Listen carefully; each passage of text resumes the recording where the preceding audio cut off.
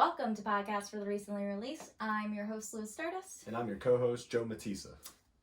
So we're in a little bit of a different setting today. Those of you listening have no idea what I'm talking about, but those of you who are on video can clearly see that this is something different. We've been trying really hard to get a nice video set up for our show, just because we like to watch a lot of our favorite podcasters on YouTube, and we just want to reach out to a different platform in general. And so we took this like rinky-dink small room in our house and decided to take a lot of our toys and collectibles and some different things that we made and put that on display just to have like a cute background.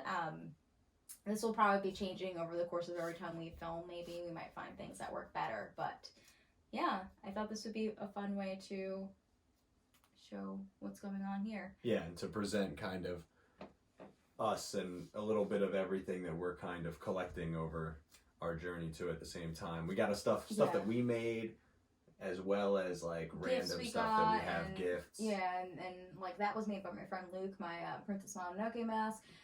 We have the gay Batmans back here, and this one's doing a split, so this is like my Batman drag race situation over there. Oh, snap. Yeah, I saw that you took him out of the split earlier, so I put him back. I didn't know if he was supposed to be, because when I was setting up these lightsabers, I kind of knocked one over by accident and knocked a bunch of stuff out of whack. I could see for the way that it's set up. But we did it fast. So we're getting off topic because there's just a lot of stuff to see here. In the future, we might change it to more of like stuff we made. But so I don't know what else to say about this other than I hope you guys like the video concept. We also recorded another episode that got posted this Monday, and so we're trying to get more episodes out.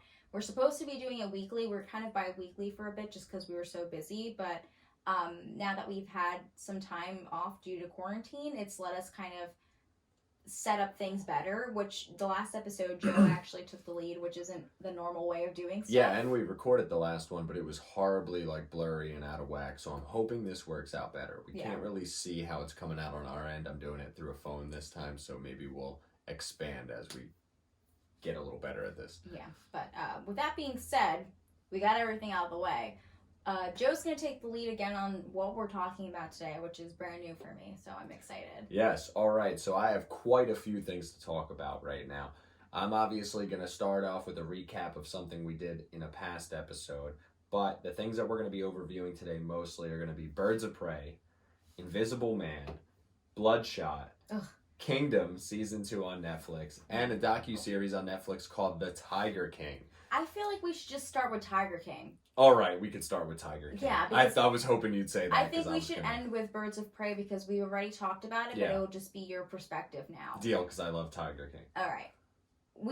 So before you get into this, I got plenty of notes. We saw it on Netflix, kind of on the home screen, and sometimes at night we're like, oh, what should we watch? And after watching Kingdom, it came on. Yeah, and I looked at you and I was like, we should just put this stupid show on, just like as a joke, because we watched pretty much anything that we think is and interesting. The trailer was amazing. Up our alley. And so that's how we found it, and I would love to hear what kind of notes you have for this now. Okay, so first off, it's about the Tiger King, this guy Joe Exotic, and it's about other tiger sellers, sanctuary owners, etc., right?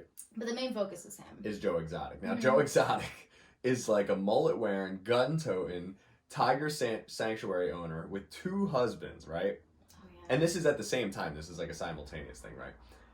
Later on, you find out, or I guess technically they kind of hint at it the whole time that he's in jail because everything's kind of past stuff that they're showing you, past footage.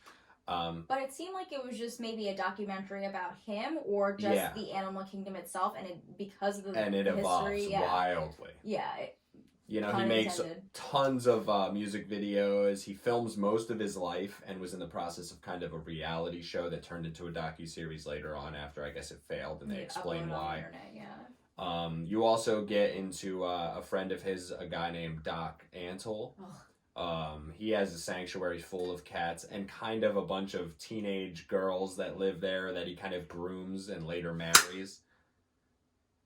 What in the hell was that? Did the candle just crack? It was a little piece popped off. Woo! Wild time. You see? Hope it doesn't blow up.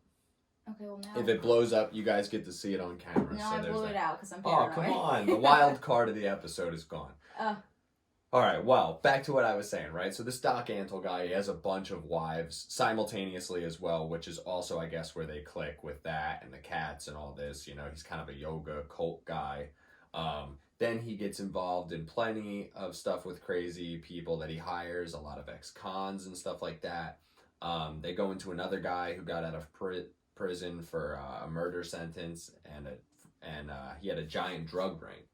He also sells cats. I'm just doing an overview of all the people that they encounter. Yeah, but you're going too fast for me to even recognize what you're talking about. So maybe we could take this case by case. Yeah. Like, Joe Exotic will be the background character. Okay, so either way, it's basically a roller coaster of all the people connected with Joe Exotic in this tiger selling sanctuary business. Between business deals, rivalries, friendships, everything you can think of in this, right? It goes into everything from how they all got started, all the way up into how they went out of business or got involved in crimes. And, you know, later on you see Joe Exotic gets put in jail and you see how that happened. Every moment where not every moment, even a moment where someone literally blows their head off and it's on security footage in the show. I mean, the most outstanding things you can imagine. Someone gets their arm ripped off by a tiger. I mean, it's out of control. The big thing with Joe Exotic is because you said he documents everything, is there's literally everything. Everything is documented. There's a funeral that they show on there. There's the scene after somebody's arm gets ripped off, like you said. Literally everything. Yeah. And so, because he had that presence online, I think that's what started the documentary. I'm not entirely positive for what direction they were planning going on, but they were like, this is completely different than what we started out with. And so I think it's super intriguing. It is a web of connections to Joe Exotic. Like, personally for me, I think they should all be in jail, but the one I think that should be in jail, like, the most is that Doc dude. Really? Yeah. Doc Antle? He reminds me of, I feel like there's a movie where Steve Irwin, no, rest in peace. I don't even know if I did that right. Steve Irwin also grooms young women, apparently. Steve Martin. Steve Martin now, too? No. This is getting dark. He reminds me of him. There's definitely a movie where Steve Martin has, like, long hair and, like, is super douchey. That's what he reminds me of. Like, his face, something about it. But the Doc, what's his name? Doc Mantle? Doc Antle. Doc Antle, whatever. Well, it's like Bahamut or some crazy... whatever. Yeah, whatever He Bakugan, concerns me the most because not only does it seem like his animals aren't in the best conditions that they could be in, but also he makes these young women come to work with him. And there's girls who are like borderline, like just turned 18, super young, early 20s, like really young girls. And he convinces them to stay there, and they're supposed to be doing it through meditation and through basically like the soul. It's supposed to be really spiritual. But he has these girls living in barns. Yes, and it's crazy. Like horse stalls, they said. Yeah, so to me, it makes sense. Like, okay, you come here, you get room and board, you work, whatever. I don't think he was paying them much. She said they made like $100 a week, right? Yeah, or something crazy like that. Or like a month or some shit. And they all had to wear really skimpy clothes. So they're like these super sexy girls. One girl said that she had to get breast implants, and so they were like, oh, you're going to get breast implants, and she kind of brushed it off, but they made the appointment for her to go get them. Yeah, and at the same time, like, they're driving you through the property, and they're showing you these giant homes, and they're like, this is my one partner so-and-so's house. This is my other partner so-and-so's house. And I'm like, he renames them. This is wild. His wife has, like, his main wife, her name's China. That's not her name at all. He renamed her, and then there's, like, 2 or 3 other girlfriends or wives that he has, and he renames them into their, like, spiritual name, and they're all, like, super offensive and shitty. Well, there was the one hillbilly guy that was dealing with selling cats and everything, and he was saying to him, he was like, oh, well, I want to know not about how you train these cats, but how you train these ladies. What's going on? Yeah, like, so crazy. Like, right away, everybody is suspicious of that whole deal. Well, because the dude is super gross. They even say at points, too, like, it's implied that you should sleep with him to move your way up in your career. Yeah. And the thing that bugged me probably the most, too, is how this dude's just riding around on town with a fucking elephant as if this is normal shit to do. Yeah. Like his elephant companion. Yeah, you're just a douchebag. He's like, for me, and not only does he cross the line with animals, but he crosses the line with humans, and especially young women that he's predatory with. Like, that is disgusting. And I feel like, low-key, he has a bunch of other shit we don't know about, like killing animals, etc. Yeah, 100%. And what the main thing is a lot of these people are, I know, these people are connected through selling or trading animals, and they act friendly to each other, but a lot of them just talk shit or are ready to let go. It's crazy. They're all involved with so much stuff, and that goes into the next thing I want to talk about with this show, that a person I didn't mention, which is the driving force behind what puts Joe Exotic in jail in the first place, and that is a woman named Carol Baskin, which is a fantastic story as well to get into, because she is another sanctuary owner, kind of a hippie lady, suspected of killing her multi-millionaire husband that originally owned the sanctuary. Before you get into that, so Carol's thing is that she isn't for handling baby tigers. She's more of like a rescue sanctuary, as opposed to them being like a zoo sanctuary where they privately own these animals. You can come and see them. Her thing is like, you go and you see the animals, you learn about why maybe they're endangered or whatever it may be. And that's what she puts out there. Is she's like this very wholesome hippie lady. She's got like a couple million followers. Like, she does very well on the internet. Yeah, very well on the internet, but super sketchy. I mean, every single one of these people, you start to feel bad for them, or you start to be like, wow, you feel like they actually care at times about these animals, but then at the same time, then they turn it around on you and they punch you right in the face with something dramatic. And this woman is very wild. I mean, this broad's crazy. I also want to say that some of this could be also just editing and people saying their versions of the story, because you don't know what it's going to be. But I do think there's some fucking crazy stuff that went on with her husband, because so bad. Well, her and her husband met when they were both married. Yeah. He found her crying on the side of the road. They asked to talk, and then they wind up banging, and he was already married. He was married with children, and then ran away with her. And so his thing was, he was already a multimillionaire. And he really liked the concept of having animals, I guess, and she just wanted to be around them, and so he had that sanctuary. Yeah. I don't know how well it was run, to be honest with you. I don't know what the deal was. They didn't talk too much about it. But you get a little bit of everybody's sanctuary. You get to see a little bit of everybody's stuff, and some people's look actually fairly well for a lot of the show.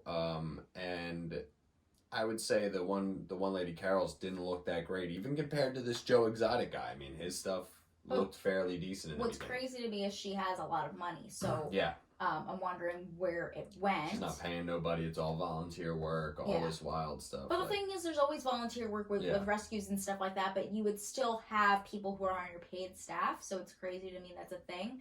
I mean, after the show, I went through everybody's Instagram, and I was like reading all their social media stuff, and she's like, everything you're reading is lies, but she has that ability financially to, anytime somebody says something about her, to go to court, and that's why people have a lot of problems with her. But the husband, what's really interesting to me is that he disappeared without a trace. Yeah, I thought you were talking about the new husband. Now like, well, that guy's bitch. No, that guy is awful. Yeah. Yeah, no. The picture of him where he's wearing a collar and he's there like on the leash and stuff, like, he is a total bitch. I can't. But it's great. You don't have to call him a bitch. Bitch is, you're saying as it's like a derogatory thing. It's empowering to be called a bitch. He's just a awful. Okay, well, as far as street terms, he's bitch made. He's like, just a weak man. Yeah, he's a bit of a soy boy or something. So, can you explain the thing with her husband?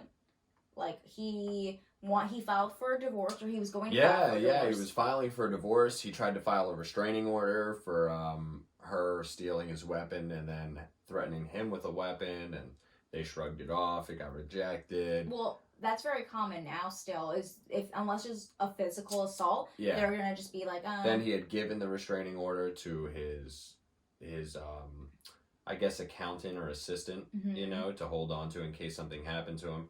Then when he disappeared, he didn't say in case something happened to him. He said if I go missing, right? Is that what he said? Something like that. It wasn't like generally. In the mysterious. Yeah, and then literally, like, this guy disappears, and the wife moves in right away with her father, and like breaks in at night, takes the will and everything out of the office of the assistant. Then all of a sudden the will comes up and it has a clause in it where it says, in case of my death or disappearance. Like, they would ever nobody puts in a will, like, in case of my disappearance. Like, that's shot. So I mean, it's really interesting, and there's some really wild stuff just going on. I want to know if there's somewhere somebody's like deep diving and covering, because you know all these like murder mystery people are like super into the true crime aspect. Well, this is super recent, so I'm sure a lot of this, like they say, a lot of them are in investigation still. I mean, the murder of him wasn't super recent. She's been married to that other dude for a bit. Yeah, but now that this all happened, like, they might bust out some cold case files type episode about it. My question is, if he were to disappear, why wouldn't he take any of his money with him? The dude was like a fucking millionaire, okay? You think if he was just if he wanted to be like, I'm changing my name, I'm disappearing, nobody's gonna know where I am, he could have done that? Yeah, and there's a lot of stuff in favor of that, though, because they say he's the type of guy that was always hiding money, burying money, things like that. I mean, they don't know how much money he could have hit. Yeah. What if he rolled out with, like, 500K? Rolled out 500 stacks, like just up and left. Then I mean, maybe that's fine if he's rolling out to another country or something like that. Yeah. You know, he was doing all that stuff in, what was it, Costa Rica? They were saying is where he was doing the primary breeding of the cats. Yeah, and his new lady over there, and another girlfriend. Yeah, so maybe he's there. So that's a deep show. But the theory is that she killed him and fed him to the tigers, and there's a theory that he went through their meat grinder as like a thing. There's all kinds of stuff. Yeah, but the main theory is that he was fed to the tigers because tigers, I guess they were basically saying, they clean out the bones like that. There's nothing left. They swallow it, like that's it. So, I'm wondering if there's truth to that. And to steer away from that for a second, Joe Exotic's music videos are amazing. I don't even want to talk about this because we found out it's not even him. I know, he doesn't write or sing the songs. He just lip syncs over them, but man, they're fantastic. Yeah, but the videos are great, everything. The least he could have just had somebody write them and then he could have sang them and then auto-tuned them or something. Have you heard his voice though in the show? He can't sing. Yeah, but they could have just auto-tuned something. Wow. I don't know. That was the biggest disappointment to me. Unless he did some Kid Rock type shit. That's what I'm saying. You could have did that. And oh my god, how good would it be if he had some Kid Rock type songs on there? Like Ball with the Ball with Joe Exotic. I should be the next Joe Exotic. No. Yes. You could be property of Joe Exotic just like his ex-husband. Which, my favorite thing is these tattoos that these guys have. His first husband had, like, property of Joe Exotic right above his crotch. Privately owned Joe Exotic. Yeah, I'm sorry. Privately so owned. Good. And then it said, what was it? Husband to or something? Like, all these weird Joe Exotic tattoos. He had 2 teeth. So he was just really struggling. They were in bed. A lot of them were in bad shape. Yeah, Joe Exotic also apparently has like these bullet wound tattoos on him. Over his stomach. But since he's the main focus of the show, I would love to talk about him since he seems to be the introduction into it. He calls himself the Tiger King, and that's where the whole premise comes from. I love it. He's like a hillbilly redneck dude. We talked about how he has 2 husbands. He is very much full of himself. He's a guy who really, really just wants to be a star, I feel like. Like, he does everything possible. At one point, he tries to run for governor and for president. Yeah. Well, he saw a tiger. Now he understands. He saw a tiger. And tiger saw a man. In case you're wondering, that's one of the songs. From one of the songs. But he has a lot of different storylines. One of the guys that he was married to, which... I don't know which one was a legal marriage because you can't marry multiple people. Yeah, they did the wedding ceremony with the 2 of them. But his partner, Tyler was his name, I believe. He was 19 when he met him, and he was working at the zoo, and he had basically said to him, like, oh, are you, like, fully straight? And then the guy was like, yeah, I'm straight. And then Joe Exotic said to him something along the lines of, well, when you're watching porn, are you looking at the guy's like junk? Like, would you I remember that. He was like, he said, would you rather have a bigger one or a smaller one? Yeah. And he's like, well, obviously I want the bigger one, of course, it's what people want to see. But yeah, and then he like goes and he's like, oh, well, then you ain't that straight, are you? Yeah, so he's basically trying to like groom this guy into thinking he's gay, which he could have been questioning or bisexual or gay, whatever it might have been. But yeah, but the true ringer that really gets him in is the meth. That's where I was getting. You don't let me finish, ever. Yes, it was the meth. You heard it here first. I just wanted to get to the meth. I was getting there. Yeah, so he basically convinced this kid to join him and gave him a lot of drugs. And the guy was definitely unstable to some bit because of the amount of drugs. You talked about earlier, he winds up shooting himself. Yeah. Yeah. And they catch it right on the security camera. Like, apparently he goes to, like, joke around and hold up one of the guys. And the dude's like, dude, you gotta stop fucking with me. Like, he's like, oh, what do you mean? Like, there's not even a clip in there. Like, it won't even go off. And boom, blows his head right off. Yeah. Like, it's wild. It's out of control. The show, there's so many twists and turns, and there's so much going on. And we're barely scratching the surface because there's hundreds of thousands of things. There's more people we didn't talk about. I mean, there's a ton of stuff. Yeah, we get into like a couple different people. Like Joe Exotic goes through multiple partners throughout the show because he's not having funding. Yeah, we could literally make an episode discussing the story of every character they go through in this. Because that's how ridiculous it is. And I think it's only like 10 episodes. It's not very long. No, like, it's maybe not. 9 episodes. But like we put it on as a joke and we're like, holy shit, like it roped us in more than anything we've watched. Yeah. Anything. The main reason Joe Exotic is in jail is they try to get him for some tiger stuff, but he does try to put a hit out on Carol Baskin. So Carol Baskin. Yeah, so there's every video he makes is like, it's Carol Baskin's fault. Yeah, he attacks her all the time with the blow up doll in his videos and stuff. There's even a part where like his studio gets set on fire as it's arson, and he tries to say that it was her, but it looks like it was clearly him who did the arson. And the music video where he has a double that looks just like her. Yeah. And feeding the meat to the tigers like it's her ex-husband. Like, yeah, he's so good. He's extreme. Awesome. But yeah, and then he gets a third husband, which this is, so the thing that pissed me off, I mean, a lot of things pissed me off about him. He was just a damn mess, but... Yeah, there was another one. Dylan, right? He had another husband named Dylan, and he's still with him, by the way. But he's in jail. I know, but he's that's still his man. Pen pals now. He had, when Tyler had died, he filmed the entire funeral, which was so disgusting to me. And I get it, like, weird. You're a guy who does everything. He could have even just filmed himself giving his, like, obituary, whatever he said. Yeah. And that would have been fine. He filmed all the grieving family members, the friends. Then he decided, well, that's not enough. So I'm going to get out of the way and lip sync my own songs at this, like, event I'm having for the funeral. Yeah. And making it so uncomfortable and weird for his fucking family. The guy died. That's supposed to be, like, your fucking love of your life. I thought you were going to mention the thing where he Okay. Go into it. Well, maybe. With the mom. Yeah. Yeah. So, the mom, she gets interviewed for a bit, and you can tell she's super uncomfortable because, you know, her son fucking died. That must be, like, the worst day of your life. You know what I mean? So and, like, obviously, the guy Joe seemed like he was hurting. It seemed genuine that he was hurting, but... he used that to, like, not only gain sympathy, but, like, to film, which I thought was so disgusting. But he also, 2 months later, gets married to Dylan. Yeah. And invites the mom to the wedding. And she decides to go, and it's, like, a very... thinking it's going to be a big flashy like a big, Joe Exotic party. Yeah, big wedding, and, like, to be in that position, like, let's say, like, I don't want to say, like, I died, but, you know... if something happened and you were to talk to my family, I think they would want you to be happy and support you. So I'm sure that's why she went to it. And when she got there, it was just him, the husband, like one other person, and like a flashy camera crew, and her.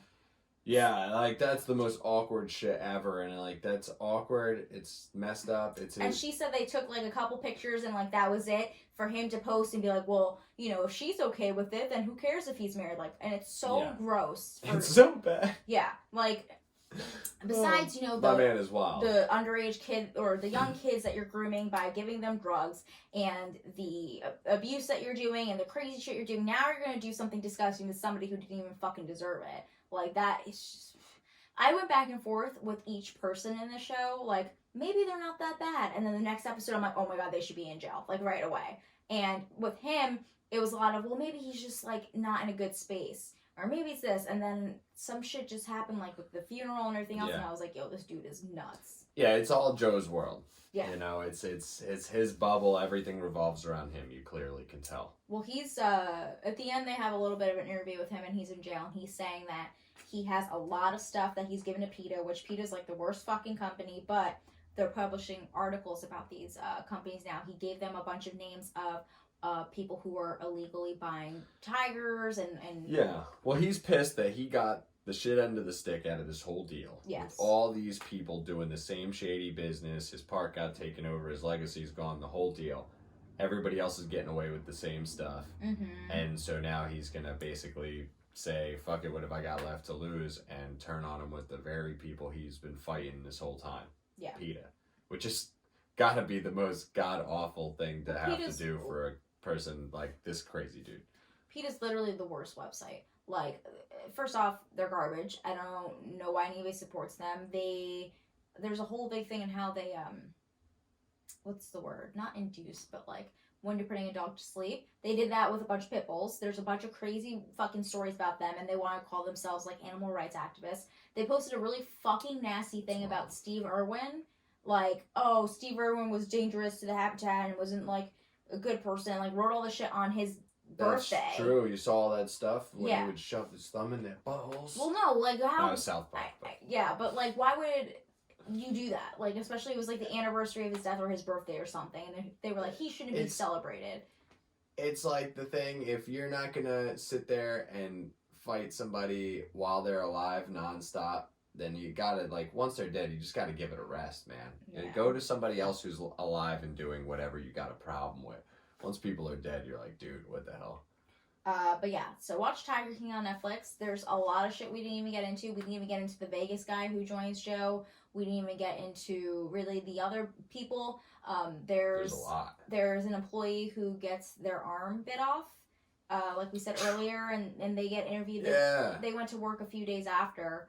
I'm saying they because on the interviews it says she, but she identifies as a he, and they said that Netflix didn't accept that and like didn't. What, you talking about the dude with the arm? Mm-hmm. Ah, whatever. Yeah.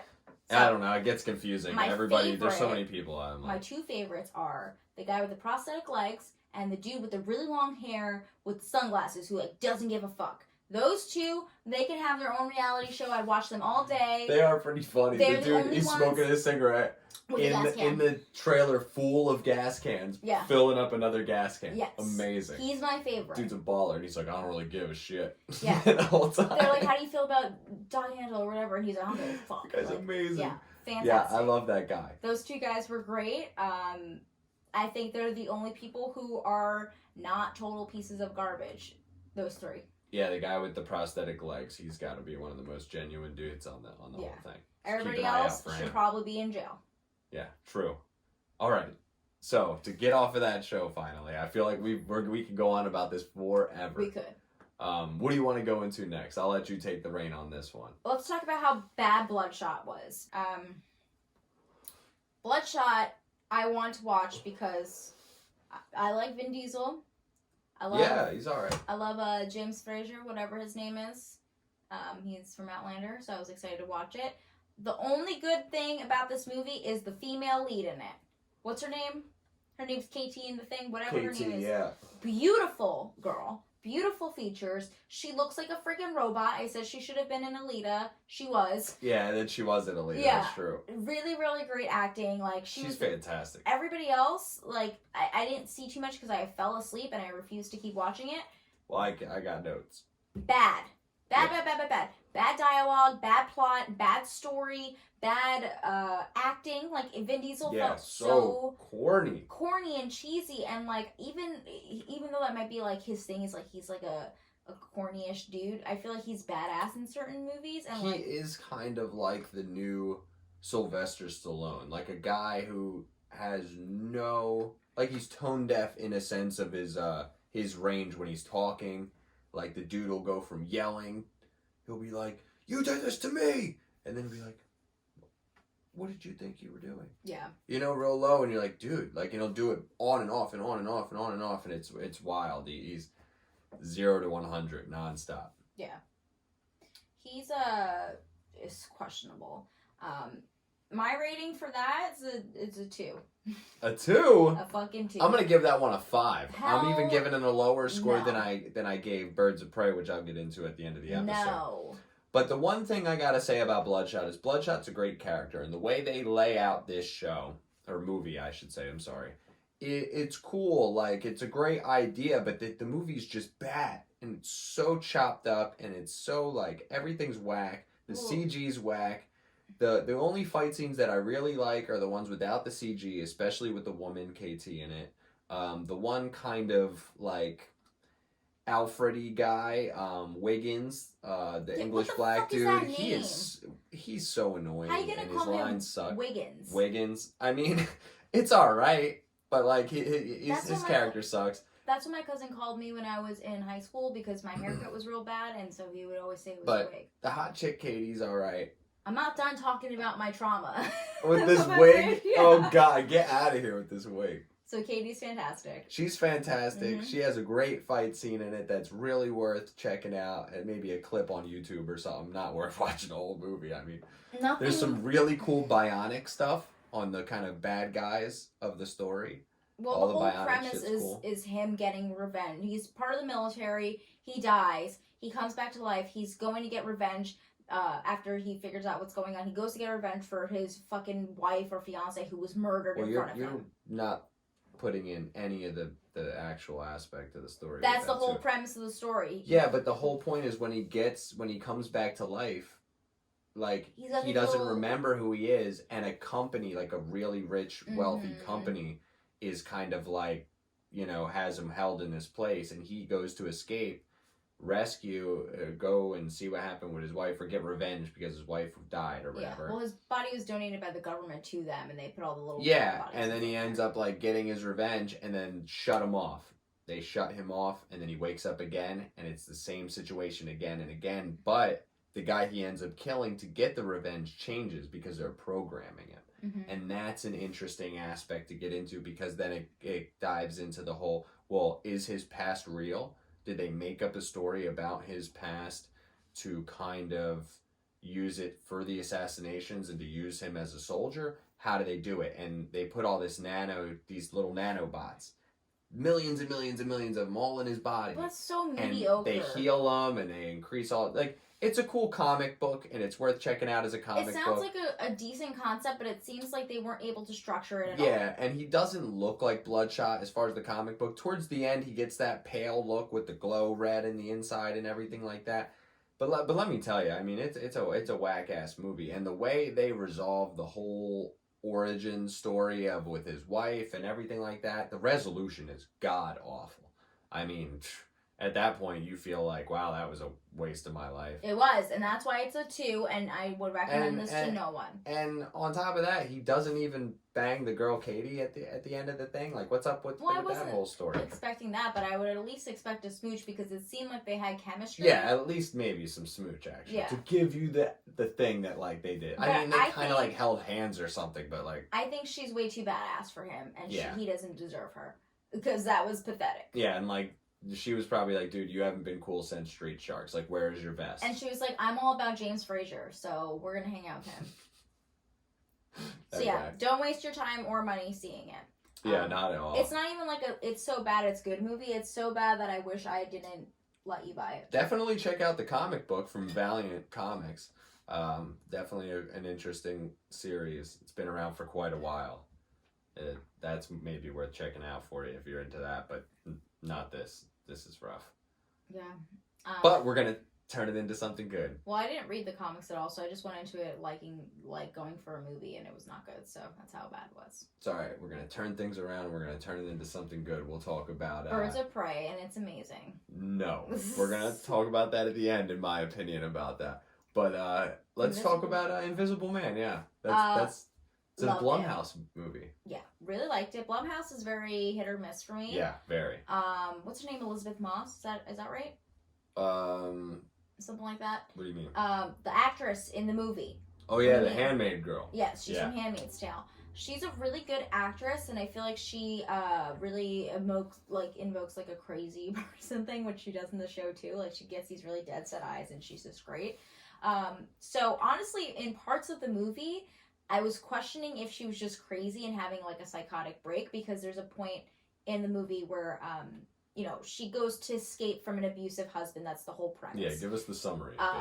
And as she's leaving, she drops some medication. So that, for me, I thought was maybe a sign that she was crazy and didn't have her meds anymore, and maybe that was it.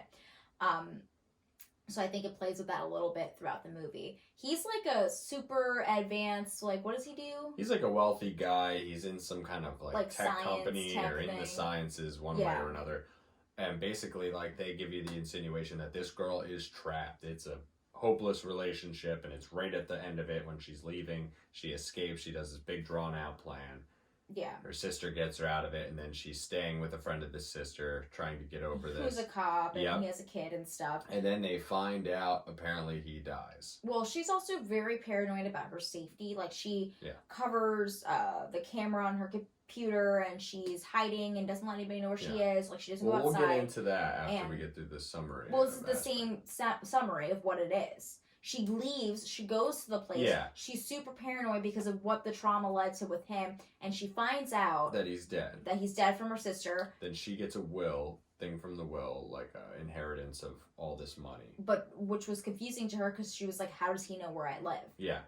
Yeah, and then weird things start happening from there. Like, she feels like he's still around, like he's lingering. Like, she feels like somebody's watching her, and she feels like, which is a very normal thing for a person who's had trauma and who's been through the things that she's been through. So that's why it kind of feels like maybe she's just going crazy at that point. Yeah, and she does a really good job of being like a really like schizo, like neurotic type. Like, she's on. Definitely really good acting. Definitely not Vin Diesel. No, she was great. The concept of it was good. I didn't understand really like why he was doing this as much. It seemed like because he couldn't have her, nobody could. That was like his crazy antics, it seemed like. Yeah, and they didn't really give you any introduction for him, which was the one thing I had a problem with, to kind of give you that feeling like, what the hell is up with this guy? Yeah, that I would have liked a little bit before the intro to the story that we got. Well, the whole premise is like, yes, he's the Invisible Man, and he has this like really crazy suit that he wears. Yeah, so when shit goes down, that's a big spoiler. But when shit goes down after she starts to feel like he's still around, shit goes down. This is like a review where we're talking about stuff. I didn't know we were being spoiler free. No, I know. I was gonna break into that in a minute. Oh, I was gonna. You kind of see it in the trailer when she pours the paint on him, and he looks like a fucking golf ball. Yeah, he does look like a golf ball. That's such a good he's really slick with the things he does to make her look like she's crazy.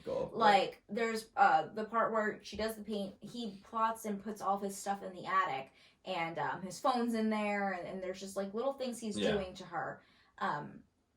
And when she confronts the guy that she's staying with, it looks like she's fucking crazy. Yeah, and there's a couple issues with when she starts to look like she's crazy, to where I start to get mad. Like, it's frustrating that she's not playing any of this smart at all, especially once she even knows about what's happening. Mm-hmm. She's still not playing it smart, and she's still not being as smart as she was in the beginning of the story. So that gets me a little frustrated. But man, does she really play that well, I guess, you know? Yeah. But man, like, once you find out that this guy's going after her and he has the suit and all this crazy stuff, like, then when shit starts going down, it goes really crazy. What's the thing that happens? And then she gets institutionalized, right? Yeah, well, first off, he sends like he does a lot of fucked up stuff. He steals her computer. Oh my God, yeah. She can't go to a work meeting because all of her stuff's missing. Blackmail. He writes a crazy letter to her sister and makes her think that she wishes she was dead, and sets up a whole scenario where she is the crazy victim. Yeah. She passes out at one point, and so they're trying to link it to her with like medication or just being off in general, but her sister agrees to meet up with her, and they're kind of having that moment of like reconciling, is that the word? I don't know. They're just getting their friendship back together, and all of a sudden, she basically tells her sister, like, you have to believe what I'm telling you. I need you to believe me. Like, I'm not lying. And as she's saying it, you see a knife kind of float up, and the sister looks at it like, oh shit, like, what is happening? And then it just slices her throat and then flies back into the woman's hand. Yeah. So it looks like everybody starts freaking out. Yeah. She's in a public place, and the stuff that goes down is great. Yeah. But she just is in shock of what happens, and she freezes up. So she goes into the institution. They make her go, obviously. And so he's in there with her. And it's just like, I can't even imagine, because she's so clear. She knows what's going on. She's trying to figure out ways to uncover the truth, but you're stuck in a mental like institution with the person like torturing you. And then every time you have to interact with the guy, then everybody thinks you're crazier. Well, they took that's her. Pretty great. Yeah, and then they took her blood because she passed out, and they were trying to figure out what was wrong with her, and she was drugged with the medication that she dropped the night that she escaped, and that's how she kind of figured out everything was going on. But they try to say something else to her, and she phases out. Later in the movie, you find out that she's pregnant with his kid, and they said it was like about a month into her pregnancy. What's crazy to me is that when the show starts, not the show, when the movie starts after she escapes, it's like 2 weeks later. Yeah. And so the point when she passes out and all that stuff, that's maybe like, I would say another couple weeks in. So I don't know if he impregnated her like when she was unconscious, or if they got together and had sex. I'm assuming she got pregnant right before this one. I think so too, but it's kind of in a weird spot because they said that he switched out her birth control when they were together. Yeah, so it could have happened right before this. Yeah. Then she could have had like one of them nights where she's like, "That's it, I'm out." Yeah. And then rolled out, and that's where they take you from, right in the beginning, maybe. Yeah. Brother of the guy is a fucking douchebag. Oh yeah, he's a piece of shit. He's like the lawyer, and he's just like super awful. There's definitely, you know, her going for her vengeance, which I think is great. Really good movie overall. I'm actually pretty happy with it. That I would give like maybe an 8 or a 9. Like, I don't have any complaints. I would give that a solid like 7.5. It doesn't have like replay value for me, to be honest. Like, it's not gonna be like, oh, this is a great movie, but it had me. It's not Hollow Man. I know, but Kevin it had Bacon. me stressed out the whole time, and like I really liked what they did with it. Oh yeah, it's pretty cool, you know. I didn't give a rating for Tiger King, so I want to say that's a 10 out of 10. Yeah, Tiger King, I'm gonna give like a straight up 9 out of 10. Yeah, that's really entertaining. I've had a lot of fun with that. Was there anything else you want to talk about before Birds of Prey? I also want to talk about Kingdom, but let me see if I have any other notes for. Well, I'll get into Kingdom. I go into Kingdom. I don't know if we talked about that on here yet, but it's basically a show where it's set in Korea. Go ahead. You want me to do I got a summary written and everything for this. No, I can just say it. I'm into it. Yeah, it's set in Korea. It's about a crown prince. He's set to be the next heir to the throne. In what part are they in? What's up? What part is he in? Do you have that in your notes? I don't really have exactly the area that they're in or anything like that. Mm-hmm. But it's like, what would you call it? Like feudal Japan, where they're still fighting. Well, they're fighting Japan. Yeah, that's what I'm saying. Yeah. Like during that time, that era. Yeah. So the you'll notice with the type of outfits, you'll see a couple guys in some flashbacks with some like kind of samurai gear.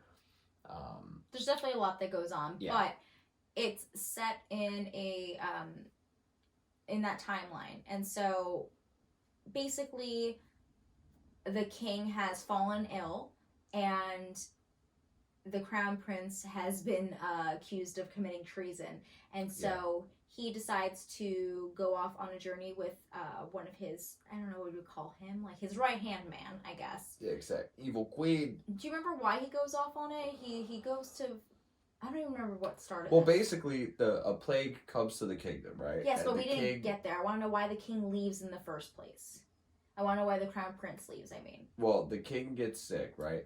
And then the evil queen and the second hand to the king tried to basically call him for treason, because I just said that. Yeah, because he was a runaway, and I guess.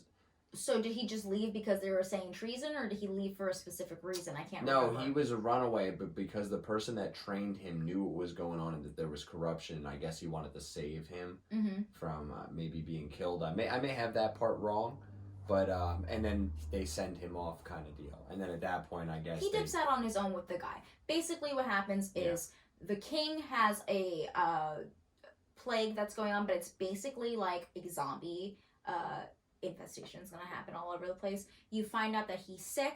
He winds up biting a person who was in the court. And so they ship off that body to a small village where they want that body to be buried so it's away from the kingdom. And a weary traveler comes into town, by far the coolest character. He decides that because this village is so small and starving, that they should eat the body because they need the meat and nutrients, and people are starving. And then, boom. Yeah, he basically makes the statement of, you know, where do you think other people are getting their meat from? Like, this happens all over. And our nurse in the story, she goes over to the bowl, and I'm like, there's gonna be a fucking finger in it, and of course there's a finger in it. Of course, and or an so eyeball or something. everybody's eating the food, and it's like this super gross, like close up, like sucking bones, like disgusting. People all excited. Oh my god! Yeah. And shortly after that, they get sick. They start vomiting everywhere. And they just start dying. They start dying. And so after that, they rise at night, and the whole time you're super confused because it's like a fresh take on a zombie thing. Yeah. They got infected because of them eating the flesh of somebody infected. The king is definitely a zombie, but it's kind of different, I guess, in a way, with the way that he was turned. Because they said that this has happened before. You learn later on in the seasons. I don't want to get too into spoilers because I feel like this is something I really want people to go ahead and watch right now. But this is something that's happened before. Other kingdoms or other villages and stuff know about it to some degree. You find that out later. Degree, yeah. In the past. In the past, for sure. There's definitely like a trained squad ready for it at one point. Yeah. But the Crown Prince is fantastic. His partner is great. The nurse is fantastic. And then the guy with the man bun, I cannot remember his name, but he is... They all got man buns. Yeah, well, he doesn't wear hats ever, so... A lot of them don't wear hats. They all wear the stupid hats with the pilgrim hats. Stupid hats. I'm sorry. I don't know what else to call them because you're just making me mad. Amish paradise. Yeah, whatever. So, it's a really fresh take on a zombie show. It has samurai swords, like swords, katanas, blades, everything's going on. The reason for the outbreak is interesting. They try to focus on a cure, which I feel like a lot of zombie shows talk about but never do, and it seems like they're really working towards doing that for that. The zombies are like, yeah, they're fast and they're crazy, but they have some like really unique takes to them. I think are really nice. Yeah, and they only come out at night, and they like hide and hibernate during the day type deal. I guess, so it's different than them just kind of walking around. They have weaknesses, things that they avoid. Yeah, so that's pretty interesting. So for me, we're almost done with it. I can't give a full rating, but I think I've been telling everybody to watch it. I think it's a very, very good show, especially if you're like into like super old school like samurai. Yeah, watching people fight zombies with swords. Way cooler. Yeah, it's definitely a lot of fun. They do get guns at one point too. Yeah, and then so they got the classic muzzle loaders. Yeah. Like, then they got the swords. Then they got the ground traps. They're busting out the punji sticks. They do some cool the whole stuff. deal. And I really like the whole figuring out like you have to aim for the head or the bites cause this. Like they start to learn right away. They catch on. So it's very cool. I would absolutely recommend that. I watched part of the ending this morning because you put it on when we were. Oh, I know everything now, of course. Oh, you looked it up. Okay. Yeah, well, the ending seems really fantastic. I haven't gotten to it yet. The queen is like truly fucking evil. Yeah, good evil queen. Not gonna get into her stuff too much, but basically she's pregnant. You wind up finding out that she's not pregnant, and so she really needs to focus on having a son to become the next heir to the throne. So watch it. Let us know what you think. I would absolutely love to hear what you have to say. Yeah, definitely let us know because that one's good, and I can't wait for a season 3 because this is a really fun one. Before we get into Birds of Prey, I just want to say that our web stores are open. My web store, lewisstardust.com, has a coupon code for 20% off. The code is at home if you would like to get yourself a Vampirella comic or get yourself some cool merch. I do stickers, I have prints, I have pins, a bunch of really cool stuff. And joebotshop.com is available now. That's where we do all of our t-shirt designs. Free shipping on there, and we include stickers with every order. So if you are looking to get yourself some new threads, then definitely check those out. Absolutely. We're always working on new projects. Our sponsorship. It's ourselves. Shout out to our sponsors, joebotshop.com. There it is. So yeah, Birds of Prey, we already reviewed, so I don't want to get too far into it. You could say a couple things you liked and disliked. Of what? Birds of Prey. I know you have a whole damn list. I have a giant list. But you need to narrow it down to the most important ones. Okay, so like, the movie overall has so much fun aspects to it. There's a great intro animation, there's great fight sequences, there's some kind of goofy comedic moments and a lot of interesting stuff like that. You wrote so much. Hey, this was cut down from my 3 pages originally, but let me tell you. Because I'm a big DC guy and I'm a huge Harley Quinn fan, because as we all know, or as some of you may not know, Harley Quinn was never a comic book character. She was created exclusively for TV, like one of my other favorite characters, Batman Beyond, Terry McGinnis, which I love very, very much. So obviously I'm a little bit tough on these types of characters because they're gems. They're precious gems, you know? But the movie's very much directed the whole time as like, in every way they could possibly jab, it's like, men are awful, men are pigs, they're bringing them down, man. But at the same time, like, they're just as whacked the hell out as they are, and they are in a fun way, and it's fun to watch them be like that. So it's funny, they are a little contradicting, but at the same time, they're so much fun watching Harley be a maniac, because I like that about her. I don't think, like, a lot of it was, I think they were just talking about those specific men. It's not like they were like, all men are trash. It was like those specific scenarios with guys who were being creepy, inappropriate, or trying to kill them. So I think like they go right from a scene where a guy's like trying to like get her to pay for a hyena in sex, but then it goes right from that to her like on a stripper pole dancing obnoxiously, spills a drink on a girl. The boyfriend gets mad, so she breaks his legs. And then talks about him being a condescending person and all this stuff. And I'm like, what is happening, That's completely different, though. The guy was, like, super creepy, and the animal attacked her. So now she was like, go fucking attack him. Yeah. The animal did it himself. And the thing with her, with the drink scenario, is the guy was like, oh, you're a fucking bitch, you dumb whore. Like, it was screaming at her. She made a mistake and spilled a drink. It's not like she said, fuck you, take it, until he started getting aggressive. So she has every right to break his damn legs if he's going to be crazy. It's the same as, like, the obnoxious dude acting a fool at the bar, going crazy, and then dumps a drink all over somebody, and then somebody freaks out on him, and then a fight breaks out. Well, also, it's all the same type of scenario, so it's funny to see her being that type of person. She's also very much taking in the whole, I'm the Joker's girl, even if she wasn't at that time. And they don't got no Joker scenes, man. Bums me out. Nothing. It would have been great to see, like, while all of this is happening, like I had said before, to see, like, the Joker in the background doing crazy, obnoxious things to try to win her back. Like, killing people, doing fucked up things, popping up randomly, being obnoxious. That's not it, because it's a Birds of Prey movie. I know. It would have been great, though, to also throw that in his face more and have that dynamic of her officially leaving him. Because they don't give you a good breakup in the beginning, you know? Like, the one cop character is fucking awful. She is god awful. She knows everything. She can tell how crimes went down, the gender of the person who committed the crime. Like, she knows that when the Ace Chemical blows up, she's like, oh, well, Harley broke up a Joker. They That's play on that, and they say, like in every true crime movie, like, they make it as a play. Yeah. However, the stuff with Harley isn't unreasonable. They know that she's a very dramatic character, and so is he. And so when the plant where they first fucking fell in love, which I don't know how they know that, but I guess they know because of how exactly everything works.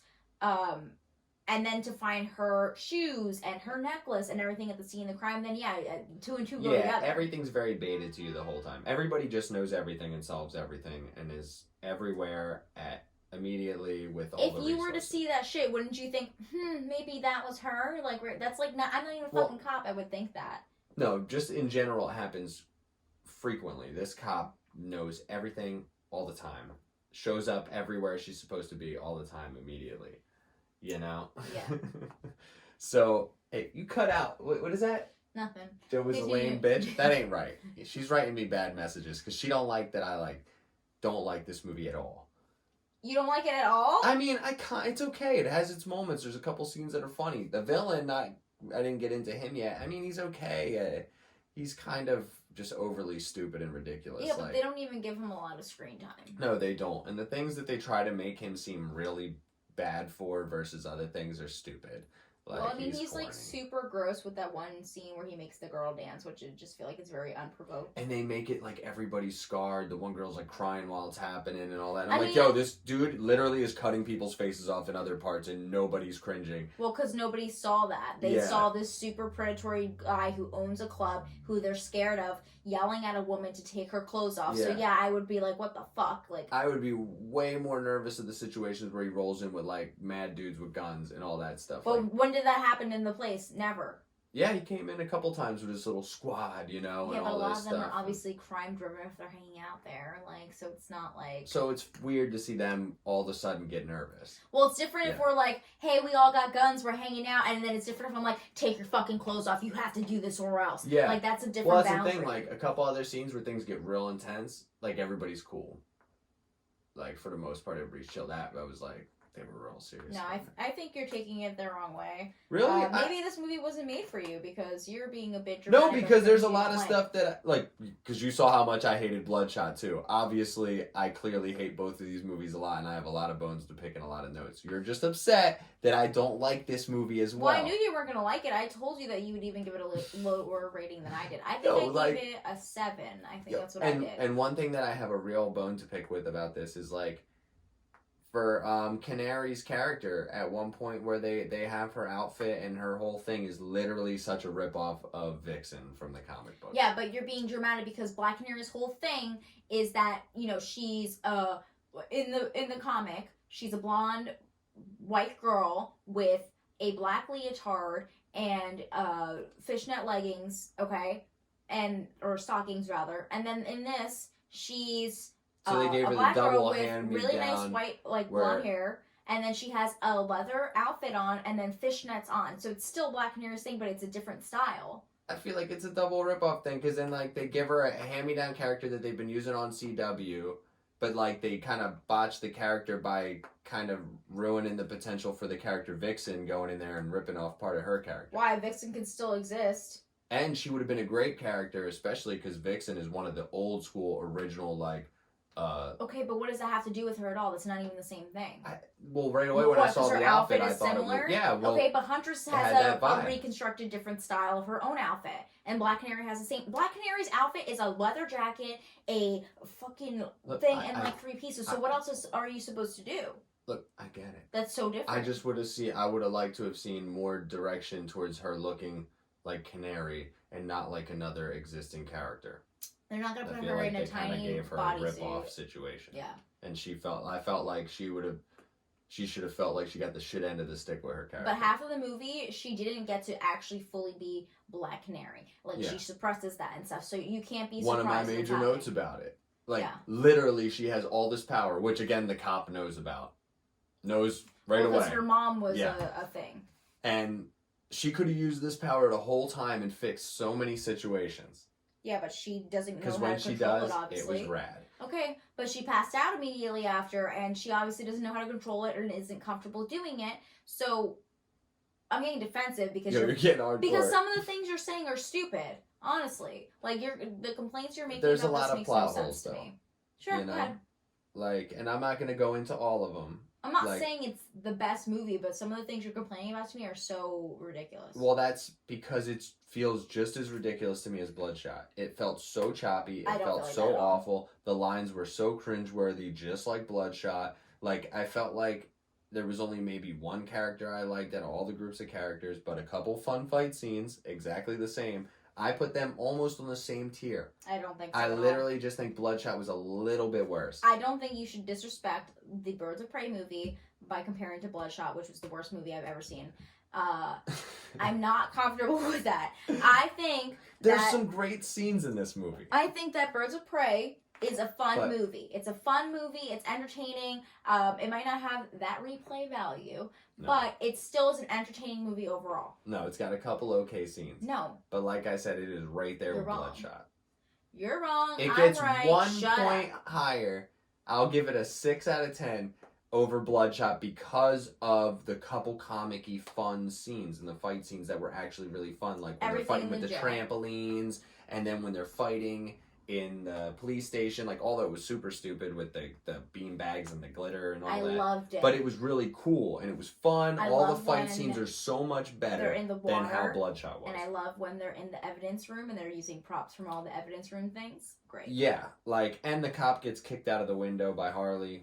Great scene. Yeah. You could watch that clip on YouTube. She felt probably like I don't know why she's part of the Birds of Prey at the end. Yeah. Like, if you're gonna do anything, you need to be like the Bosley or the Charlie. Like, you need to not be out on the field. Yeah, the couple comic-y scenes, though, that they do in the movie are fun. Like, the scene of her, Huntress's introduction's good and all that stuff. Like there's a couple little things like that's why I give it the point above Bloodshot.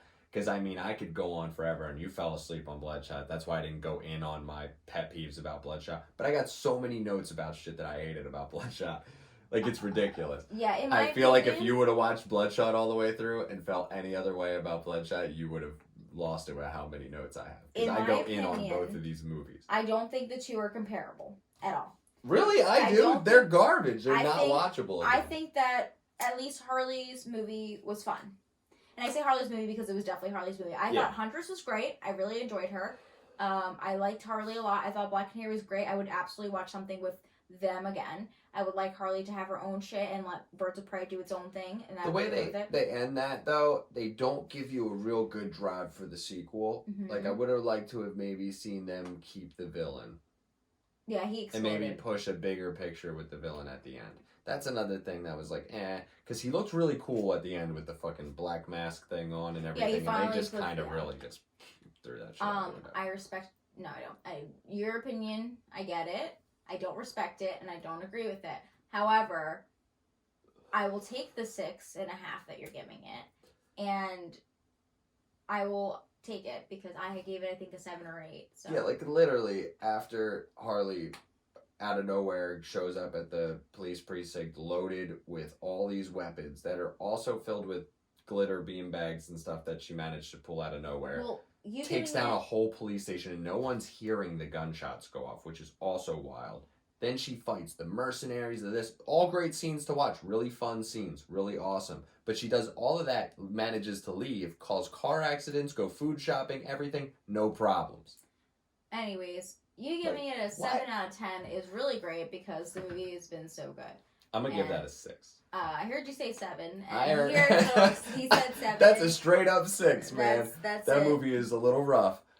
There's a couple fun scenes that are good to watch. Like I've noticed a lot of DC movies. They got a couple good scenes worth bringing up on YouTube once in a while to watch. Like the warehouse scene. Oh my god, here we go. On Batman vs Superman is so good. Stupid. But that's what it's for. That's all they make. They make a couple good scenes to watch once in a blue moon. Yeah. But neither of them are a rewatchable movie at all in any way, shape, or form. I would watch Birds of Prey again, I think. Yeah, so I wouldn't watch it as frequently as like other movies, but I'd watch it again. Really? Maybe I'd watch the extras. I love Margot Robbie. She's I love great, her, man. and I think she's a great Harley. I think she's so entertaining. Everything they gave her character. Like a lot of her lines were like, A couple scenes were okay with some of her lines, but a lot of them were like, I garbage. felt like it was pretty true to it, and I liked it a lot. Like at one point, she was wondering why she was about to get killed by the villain, and she was like, "Because I have a vagina? Because I voted for Bernie?" I'm like, that is the corniest garbage I've ever heard dialogue. But I also that's Bloodshot. I don't think it was 100% serious. It was meant to be like a joke. She's a clown. Like she's just saying whacked out shit. Well, when he smacks her up, she has a whole fucking dance number. I would like, if it's gonna be that comic-y, to be the comic-y Harley I know from the cartoon version, rather than like what people think is funny, I guess, in our version of society, not the Gotham Batman world. Like, whatever. You know what I mean? I'm over I love you. that I don't Harley. want to hear anything you have to say about this anymore. And she's gone. You're upsetting me because Margot Robbie was fantastic. Yeah, that movie is Bloodshot. All over. I don't even want to talk. You're literally making me upset. I don't want to talk about it anymore. I'm just joking with you because I'm not into it. Hey, look, we got 3 good shows. Fantastic. And Birds of Prey was also on there. A good movie and 2 good shows, and then 2 bad movies. Anything else you want to talk about? Because I'm done talking about this. I'm not. You're really making me mad with like some of your hot takes, to be honest with you. Really? Yeah, because I feel like you're being like, I'm a man and I'm offended. And No, it's just it's hard to drive a movie for everybody to watch when that's the whole movie, is everything they just throw in your face like that, and that's how they bait you for every scene. But when I watched it, I didn't feel like that. I didn't feel like I was focused on like things like that because there was so much other stuff going on and I was thoroughly entertained by it that if they made a jab like that, it was so low key. I was only in the sense because I'm such a comic fucking nerd sometimes about that character specifically. Just like if they were to make a Batman Beyond character, I'm gonna be so anal about it. Like super corny, obviously. That's how I get. So I noticed everything that's Harley like that at all. Well, I like the idea of Harley Joker. Mm-hmm. Like I like Joker, so I like Harley, and I like Harley a lot more in the aspect of she's a very original character made for TV. Okay. Anything else you want to say about anything else that's not Birds of Prey? That's not. Anything else? The Tiger King? No. I just mean, is there anything else we're talking about? No. That's all I got right there. Well, I think that's it for us, especially because we've been talking for quite a while tonight, so... Yeah, this was a nice long episode, I feel like. Yeah, I would like to actually do a spooky episode, because I keep talking about that. The only relatively spooky thing was The Invisible Man, but I want to do and Kingdom's kind of spooky-wooky. Yeah, I mean, but I don't want to talk... I'm tired about talking about TV shows and movies. I want to talk about something different. So we would absolutely love to hear what your suggestions are. We are over on Instagram at Pod for the Recently Released. You can let us know your thoughts on our episodes, maybe have conversations with us about these episodes and things you'd like to see in the future. And we can, or rather you can, listen to us on Apple Podcasts, SoundCloud, Spotify, Google Play, and directly through our website. What we could also do is maybe we could do a couple adventures to some haunted locations, document that, put that along with our episode, and then discuss it. Maybe. Because we are in New Jersey, and there is a whole thing called Weird NJ, if anybody's ever heard of that. Yeah, we've done episodes on that before, in case you forgot. Yeah, but I mean, in case you're a new listener and you didn't catch that episode where we did talk weird New Jersey stuff, that is a huge thing here in the state. All kinds of goofy, spooky locations and fun stuff like that. That now that we are in quarantine, we could do. Yeah. And could be a lot of fun. No, I don't think I would leave the house at all. What? Go out in the woods. No one's around. No, we're staying. Do a seance. We're doing a seance on the next episode. Thank you guys so much for listening, and we'll see you guys. On this toilet chair. What is fucking wrong with you? Are you serious? I gotta put a cushion on. I have a toilet chair I'm using right now. It's a portable toilet. Thank you guys for listening, and we'll see you next week. Later. Hey, Ghouls and Geeks. If you enjoyed this episode and want to get more of your podcast for the recently released fill in, make sure you check out our website. We have links to all different platforms that we stream on, and there's tons of episodes to be listened to. Fucking toilet humor! You're doing